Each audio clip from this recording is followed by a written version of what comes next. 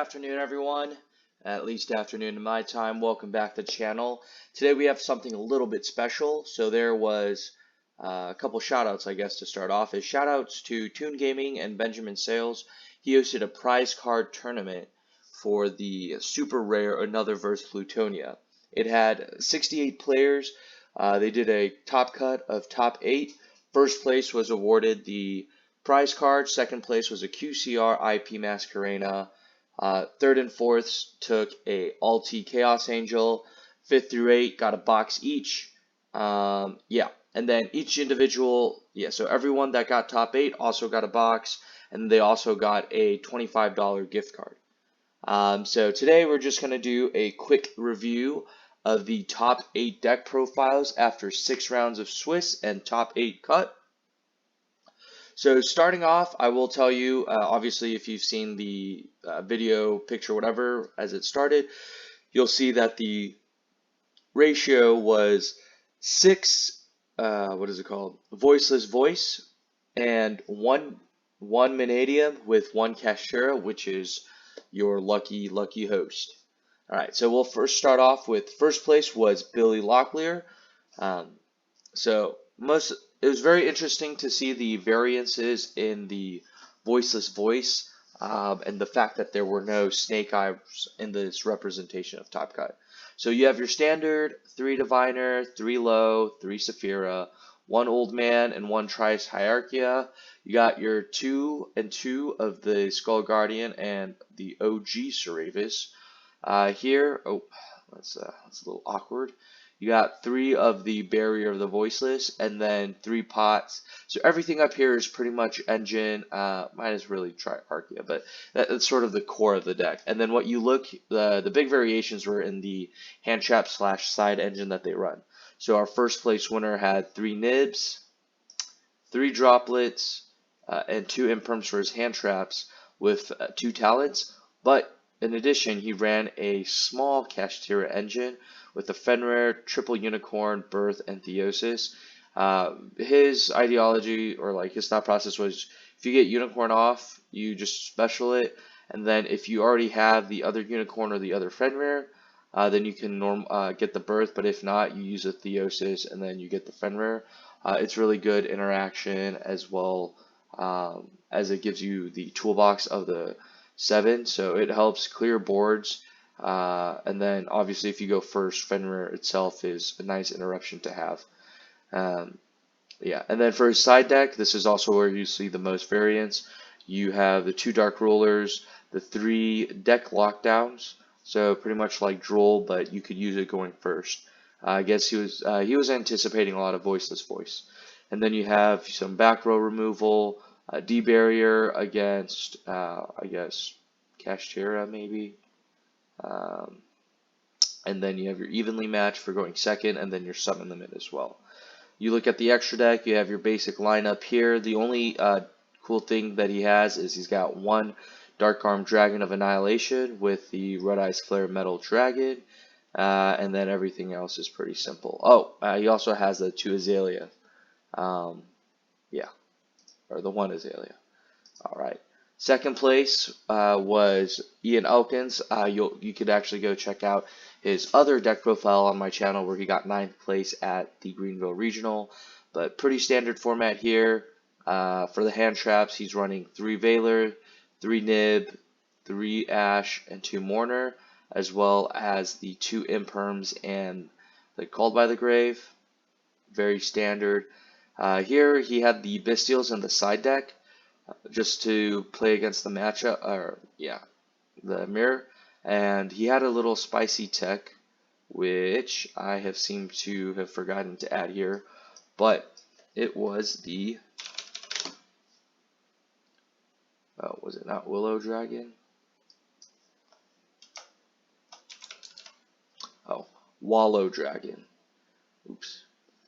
Pretty much it gains attack, and then you can detach you can detach materials and then return a card to the deck, or if the target's a monster, you could special summon it to your side, which is really good, because it pretty much means that you can reuse either the diviner effects or like the low effects if they're resummoned, or if it was a Skull Guardian, it gives you that as well. And then for the side, he had the two Phantasme. Back row hate. His idea with the one Lightning Storm was you just wanted an additional blowout card rather than a third Cosmic, just in case. 2 talents, and then he tested out the anti-spell. Here, you also have the Underworld Goddess, because you can IP into Underworld Goddess, and then Underworld Goddess is untargetable if they try 2 talents. For our third place, we have Austin Satterfield. He actually went undefeated in Swiss, and then in Top Cut, he actually beat me. But he was playing your Mannadium Mannadium deck. It was a lot of gas. It was really hard for myself to stop because I was playing a very conservative Cash Tira build. But you have your Fenrir's, you have your Mannadium Meek, the primary start of the deck, which is your Rhymeheart, and then 1 Scareclaw Cash, lots of bodies or lots of cards that you can use to special it. And then you got your Reichheart, which searches you Reichphobia, and then Reichphobia could get you, any other Scareclaw monster you need. You also have your Visas, Samsara, as well as your Starfrost. He's only running the 1 Mannadium Obsession because you're only playing, you are playing 3 of the planets. You don't want to see it too often. It just helps with consistency. Same thing with Imaginings. And then you have Rhoda to play that 4th Rhymeheart, or potentially a 3rd Reichheart, or Visas. Oh, not Visas, can't get that. You got your Monster Reborn, and then your Counter Trap. And then for him, he was running 3 Imperm, 3 Ash, the Called By with 3 Talents and 2 Thrusts. Side deck, he had a lot of like Graveyard hate. You got your Crows and your Bells there, but you also have your Veiler, your Drools, Cosmic for back row, and then your DDG. For your extra deck, it was pretty standard stuff. You got your Vicious Astrolaud, you have your Axel, you got your Dissipator, Crimson Dragon, and Baron. You have your other level 10s,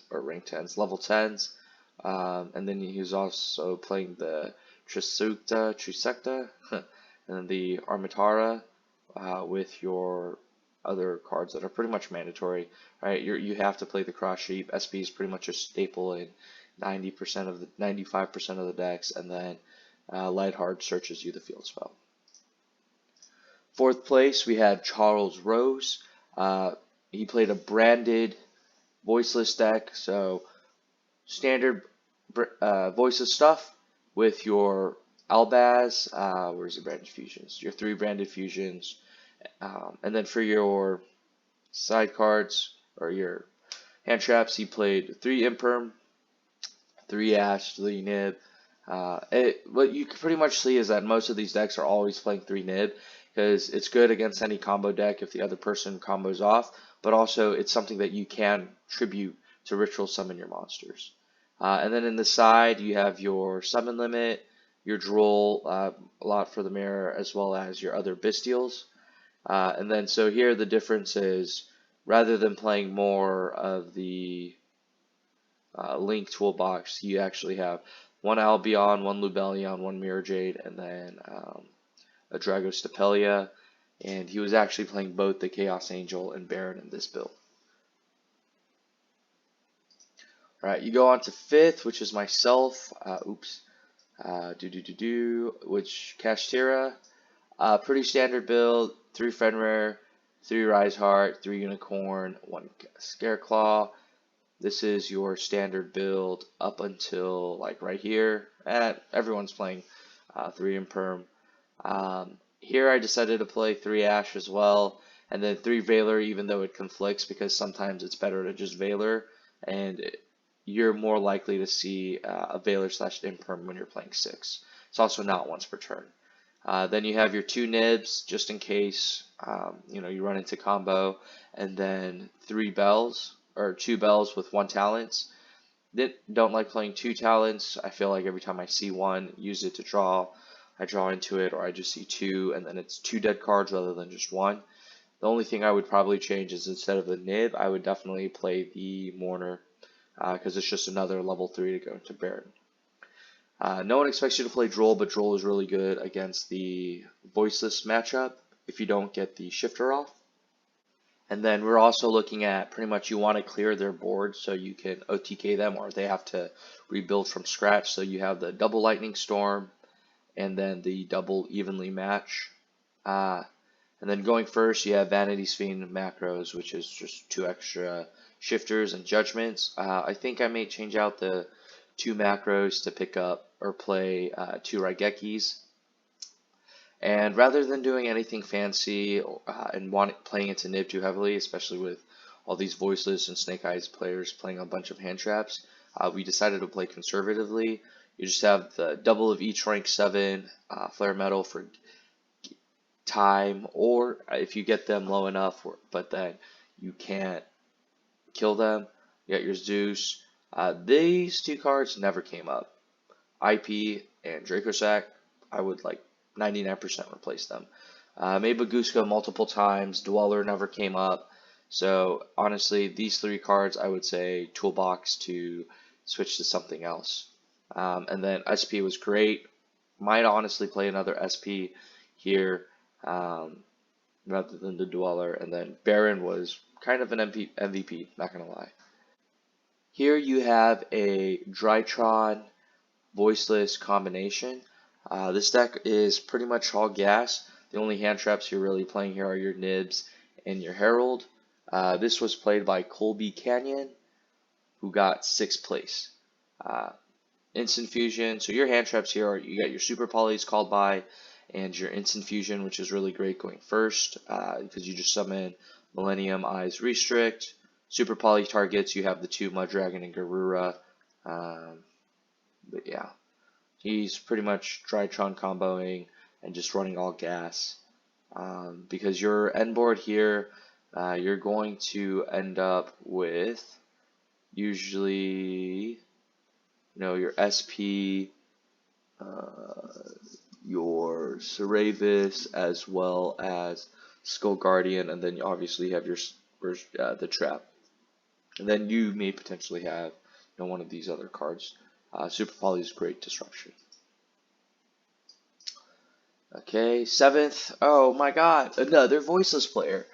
But yeah, again, this was a very Voiceless heavy top 8. Standard list for your hand traps, very standard.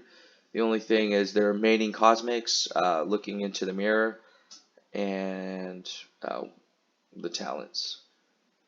Then side deck, you have a little bit of Bestial. This was an interesting pick right here to play that. You do have the Odd Eyes Revolution Dragon, which is a nice tech. And then if you look at the extra deck, they actually played the Odd Eyes Rebellion Dragon, obviously. So yeah, pretty cool. Got 7th place. This was Frank Nicola, if I am not mistaken. And then last but not least, you have our 8th place finisher, nearly identical to the previous deck list. Yeah, so just shout out to Toon Gaming for hosting this amazing tournament with phenomenal prize support. I'll go ahead and link their TCG store on the channel as well as the Facebook.